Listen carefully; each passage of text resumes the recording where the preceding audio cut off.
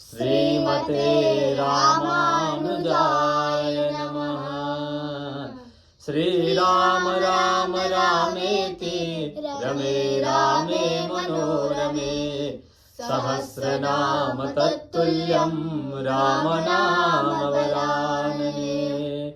रामाय रामभद्राय रामचन्द्राय वेधसे रघुनाथाय नाथाय सीताय पतये नमः।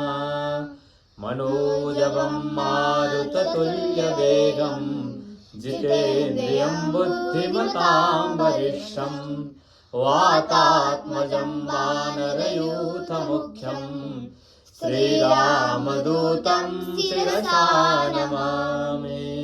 ॐ तपः स्वाध्याय निरतं तपस्वी वाग्विदाम्बरं नारदं परिपाप्रच्छ वाल्मीकिमुनिपुङ्गवम्। कोऽन्वस्मिन् साम्प्रतं लोके गुणवान् कश्च वीर्यवान् धर्मज्ञश्च कृतज्ञश्च सत्यवाक्यो दृढव्रतः। चारित्रेण च को युक्तः सर्वभूतेषु को हितः। विद्वान् कः समर्थश्च कश्चैका प्रियदर्शनः। आत्मवान् को जितक्रोधो धृतिमान् को न शूयकः। कस्य विद्यति देवाश्च जातरोषस्य संयुगे। एतदिच्छाम्यहं श्रोतुं परं कौतूहलं हि मे। महर्षे त्वं समर्थोऽसि ज्ञातुमेवं विधं नरम्। श्रुत्वा चैतत्त्रिलोकज्ञो वाल्मीकिर्नारदो वचः। श्रूयतामिति चामन्त्र वरिष्ठो वाक्यमब्रवीत्। बहवो दुर्लभाश्चैव ये त्वया कीर्तिता गुणाः। मुने वक्ष्यामहं बुद्ध्वा तैर्युक्तः श्रूयतां नरः। इक्ष्वाकुवंशप्रभवो रामो नाम जने श्रुतः। नियतात्मा महावीर्यो द्युतिमान् धृतिमान् वशे। बुद्धिमान् नीतिमान् वाग्मी श्रीमान् शत्रुनिबर्हणः। विपुलांशो महाबाहुः कम्बुग्रीवो महोरस्को महेश्वासो गूढजत्रूररिन्दमः।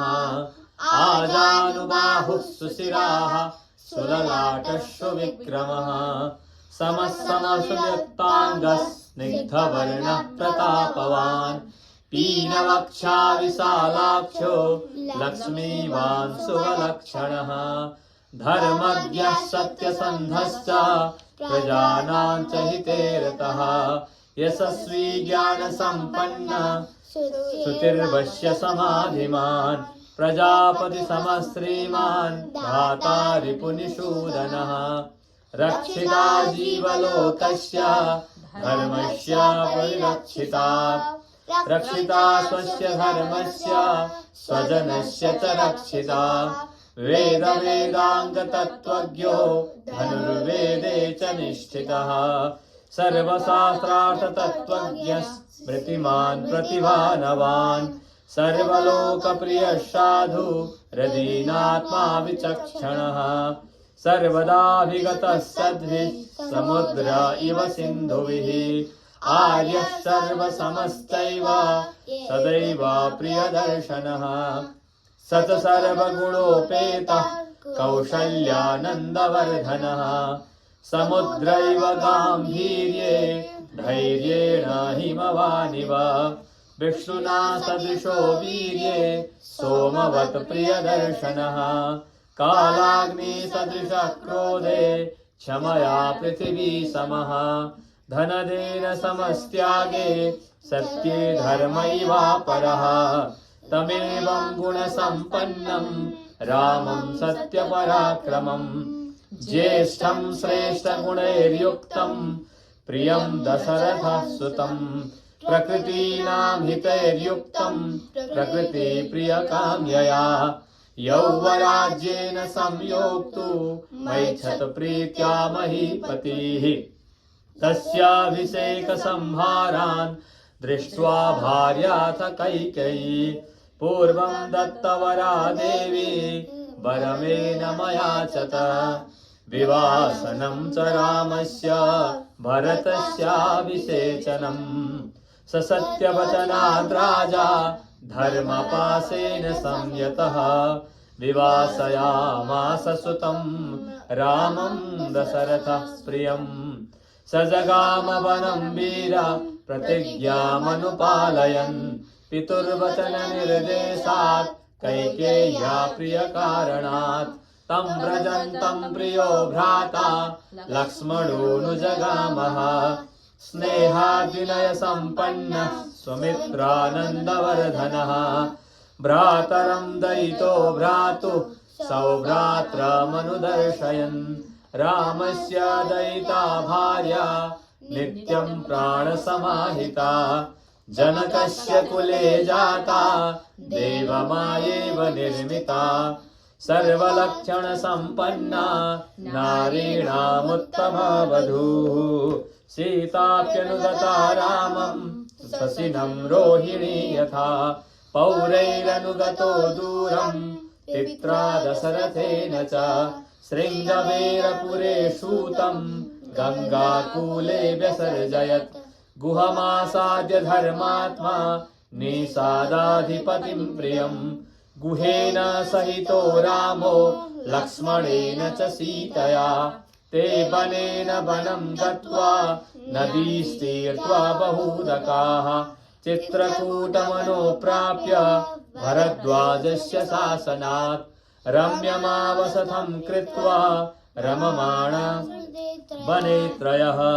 देवगन्धर्वसङ्कासास्तत्र ते न्यवसन् सुखम् चित्रकूटं गते रामे पुत्रशोकातुरस्तदा राजा दशरथः स्वर्गं जगाम विलपन् सुतम् गते तु तस्मिन् भरतो वसिष्ठा प्रमुखैर्द्विजैः नियुज्यमानो राज्याय नैच्छद्राज्यं महाबलः स जगाम वनं वीरो रामपारप्रसादकः गत्वा तु स महात्मानं रामं सत्यपराक्रमम् अयाचद भ्रातरं राम मार्यभावपुरस्कृतः त्वमेव राजा धर्मज्ञ इति रामं वचो ब्रवीत् रामोऽपि परमोदार सुमुखः सुमहायसा न चैच्छत्पितुरादेशात् राज्यं रामो महाबलः पादुके चास्य राज्याय न्यासं दत्त्वा पुनः पुनः श्रीराम राम रामेति रमे रामे मनोरमे सहस्रनाम तत्तुल्यं राम नाम वरानने श्रीराम राम रामेति रमे रामे मनोरमे सहस्रनाम तत्तुल्यं राम नाम वरानने श्रीराम राम रघुनन्दन राम राम श्रीराम राम भरताग्रज राम राम श्रीराम राम रणकर्कश राम राम श्रीराम राम शरणं भव राम राम। जय श्री राम। श्रीमते रामानुजाय नमः।